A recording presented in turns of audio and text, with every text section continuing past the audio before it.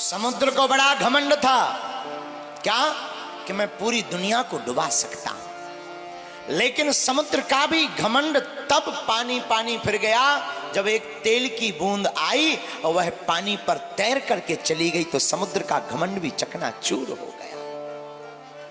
और धन्य है हनुमान जी, ये हनुमान जी का प्रताप तो देखिए, हनुमान जी ने रावण के घमंड को भी चकनाचूर कर दिया। इसलिए मेरे पागलों, एक बात आज की कथा की नोट कर लीजिए सिद्धांत के रूप में, हमें अभिमान नहीं पालना, अपने हृदय में भगवान को जगाना है। अगर आप अपने हृदय में भगवान को जगा लेंगे तो आप कभी भी नहीं बिखरेंगे, आप सदा निखरते ही रहेंगे। बोलो जय सिया राम। लेकिन हम लोग भी इतने अद्भुत लोग हैं, इतनी जल्दी अभिमान आ जाता है कि हनुमान जी बचाएं। थोड़ा सा भी काम कर लें, दो चार लोग महिमा गा दें, फिर तो आदमी देखो फूला नहीं सहाता। कोई ना बताए तो खुद ही बताने लगते हैं। एक बार दो मित्र थे, एक खुरई का चंगीलाल, एक खुरई का हमारा चेला है चंगीलाल। चंगीलाल का मित्र मंगीलाल।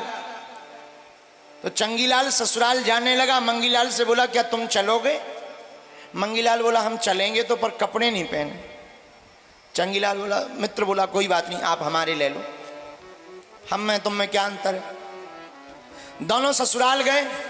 चंगीलाल अपनी ससुराल में आया, ससुराल के लोगों ने बढ़िया स्वागत किया। अरे पाहुने आ गए, बड़े दिनों बाद आए, आओ आओ बैठो बैठो बैठो। बैठ गए। चंगीलाल बैठा, शरबत आया, चाय आई, मालपुआ आए। अब ससुराल में जो घर के लोग थे उन्होंने धीरे से पूछा कि आप तो हमारे परिचय के हो, ये आपके साथ में कौन है, ये कौन? चंगीलाल बोला आपने ठीक पूछा, दरअसल ये हमारे मित्र हैं, हम आ रहे थे ससुराल, हमने सोचा एक से भले दो, तो इनसे कहा कि तुम भी चलो। ये बोले हमारे पास कपड़े नहीं है, तो हैं तो हमारे मित्र पर कपड़े हमारे हैं।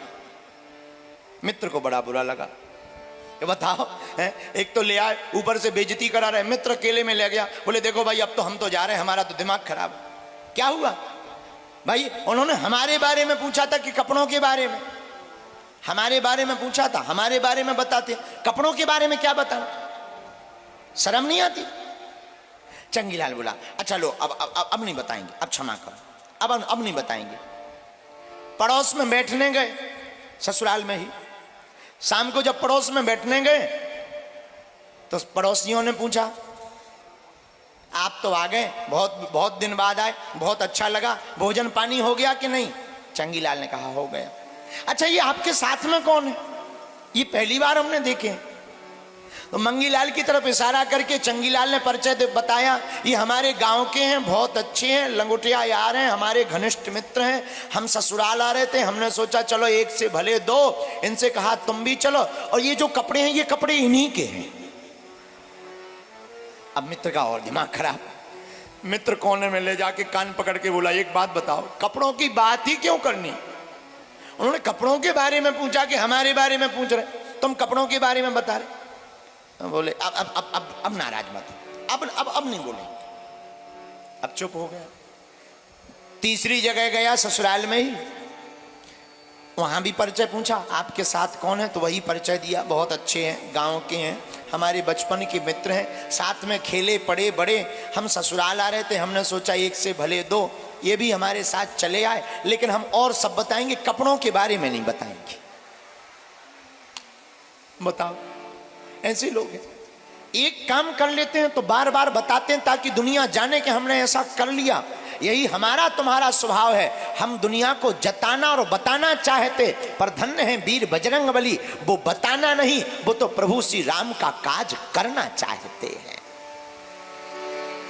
और जो बताने में कम समय, करने में ज्यादा समय गवाता है, उसी का नाम चारों युग परिताप तुम्हारा है परिसिद्ध जगत उजिया।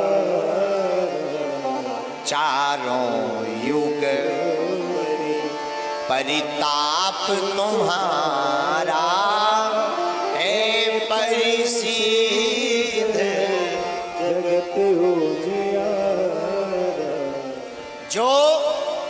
अपने काज को बताने में ध्यान नहीं देता, करने में ध्यान देता, उसी का चारों युगों में प्रताप छा जाता है। इसलिए खुरई के पागलो, आज की हनुमंत कथा में यही सीखना है कि हमें अभिमान में भरने के लिए अपनी प्रशंसा नहीं सुननी, अपितु भगवान से भरने के लिए भगवान की कथा को सुनना है। महाराज जी, कथा सुनने से क्या होगा? क्या कथा सुनने से अभिमान चला जाएगा?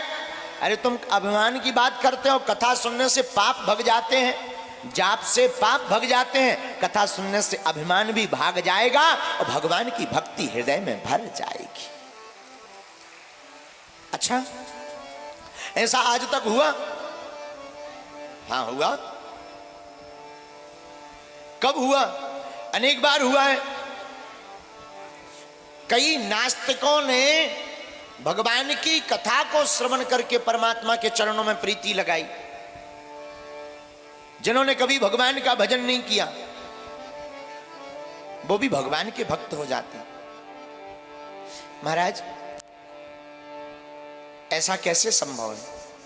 भैया, भगवान की कथा जब मीठी मीठी कानों से अंदर आती है तो हृदय के पापों को भगाकर भक्ति भर जाती है और हमें फिर परमात्मा की प्राप्ति हो जाती है। बोलो जय सिया राम। जोर से बोलो, और जोर से बोलो। साधु जी, ओ साधु जी, ओ साधु जी, भगवान की कथा को जो भी सुनता है उसकी भक्ति बड़ी दृढ़ हो जाती है, मन बड़ा निर्मल हो जाता है, और मन का जो विकार है, मन के विकारों के कारण जो हमारा परमात्मा में मन नहीं लगता, वो मन हमारा शांत होकर प्रभु के चरणों में प्रीति बढ़ा देता है। एक महात्मा कहते थे, पंडित जी, भगवान की कथा ठीक वैसी औषधि है जैसे बहुत भयंकर सिर दर्द कर रहा हो तो डिस्प्रिन की गोली खा लो, तुरंत आराम लग जाएगा, तत्क्षण लाभ हो जाएगा।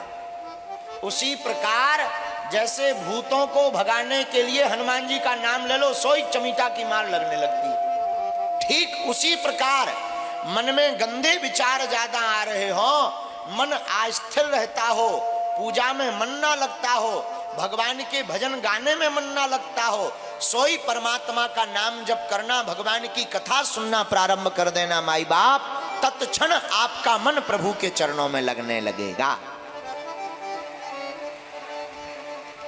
विकार को मिटाती है, विचार को बदलती है और परमात्मा का प्रचार कराती है, यह भगवान की कथा है। लेकिन आजकल हम लोग भगवान की कथा भी कई लोग मनोरंजन के लिए जाते हैं। चलो बाहर में गया, घर पे मन नहीं लग रहा, 3 घंटे बागेश्वर वाले महाराज आए, 3 घंटे मन लगेगा। कुछ लोग तो इसीलिए आते, कुछ लोग कोई काम नहीं जेब ही काटने आ जाते। हाँ, कथा में श्रोता भी अनेक प्रकार के आते। कुछ लोग घर से मोबाइल नहीं ले आएंगे, यहां से 4-6 मोबाइल ले जाएंगे। बोलो जय सिया राम। जोर से बोलो, और जोर से बोलो। एक बार एक आदमी हमें मिला, बोला गुरुजी भगवान के मंदिरों में चोरी क्यों हो जाती है? अब हम बोलें सो बोलें क्या? हमने कहा देखो भैया, भगवान की आदत है, जिसका चित्त जहां रखा रहता भगवान उसी की चोरी करवा देता। वो आदमी भी बड़ा तार्किक था। अब ये नहीं बताएंगे कि वो खुरई का था, बड़ा तार्किक था। बोला गुरुजी हमारा चित्त तो हमारी लुगाई पे रखा, वो नहीं आज तक चोरी हुई। तार्किक था, बड़ा तार्किक। हमने कहा भैया, हमने कहा देखो खतरनाक चीजें चोर ले भी नहीं जाते हैं। बड़ा हंस गया। तो हम आपको कहना ये चाह रहे, हमारा चित्त जहां रखा रहेगा भगवान वहीं चोट करते हैं। और एक महात्मा कहते हैं, माया को सब कोई भजे पर माधव भजे न को, जो कदापि माधव भजे सो माया चेरी हो। माया को सब भजते हैं, माया सबको चाहिए, माधव केवल भगवान के भक्त को चाहिए, राघव केवल भगवान के भक्त को चाहिए। और हनुमान जी से किसी ने पूछा आपको क्या प्रिय है? हनुमान जी कहते हमें तो राम और राम की कथा ही प्रिय है। और हम हनुमान जी के भक्त कब माने जाएंगे? हमारे अंदर हनुमान जी की भक्ति आई या नहीं, इसका परिचय क्या है? हनुमान जी हमारी पूजा स्वीकार कर रहे या नहीं, इसकी परिचय क्या है? इसका प्रमाण पत्र क्या है? माई बाप जब तुम्हें भी भगवान की कथा और भगवान का नाम प्रिय लगने लगे, समझना तुम पर हनुमान जी की कृपा हो गई। जब तुम्हारी माला में मन लगने लगे, जब तुम्हारा राम जपने में मन लगने लगे, जब भगवान की कथा में आकर बैठकर तुम्हारी आंखों से झरझर करके आंसू बहने लगे, जब मन तुम्हारा तन पुलकित होने लगे और मन तुम्हारा रोमांचित हो जाए, हृदय गदगदता से भर जाए भगवान को देखकर, भगवान का नाम सुनकर, समझना भैया तुम हनुमान जी के पगला हो गए हो। क्यों? भक्ति की पहचान नेत्रों से होती, आंखें बता देती हैं ये भक्त है भी या नहीं। और आंखें झरझर होने लगे, समझना आप भगवान के भक्त हो गए। इसलिए भैया माई बाप आज की कथा का सूत्र ले लीजिए, भगवान की भक्ति को हृदय में भरना है या भगवान को पाना है, तो माई बाप भगवान को पाने के लिए हमें अभिमान नहीं पालना है, हमें भगवान को पाने के लिए स्वाभिमान पालना है।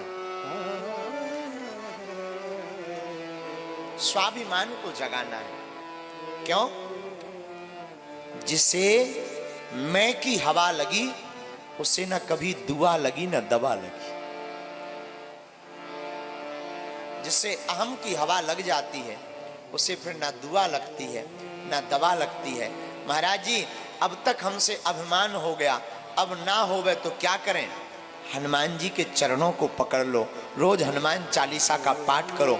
माई बाप हनुमान जी ऐसे देवता हैं, हनुमान जी ऐसे दयालु करुणा निधान है कि उन्होंने अगर तुम्हारे माथ पर अपना हाथ रख दिया तो तुम्हारे अंदर भी राम नाम की भक्ति जाग जाएगी।